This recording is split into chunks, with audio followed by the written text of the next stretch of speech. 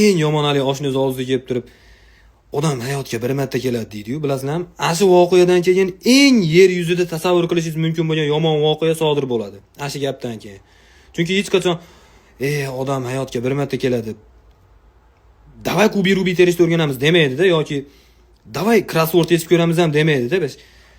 Eng qizig'i ash frazidan keyin bo'lgan hamma yomon voqealar, hali kaptarni orqasiga bang'illatib uchirib yuborish, hali mishqqa bezin sepib guychoq tomga chiqarib yuborish, hammasi. Eng qizig'i bu bola ham hali bola hali.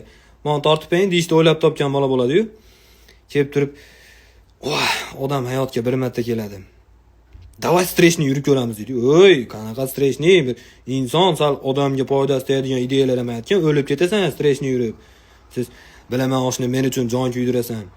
Ko'zimni esimni turibdi mana men uchun urushganlaring deb. Sen uchun emas, seni deb urushganmiz u yerda, dodir. Men uni yaxshi ko'ryapti deb o'ylama o'zingni.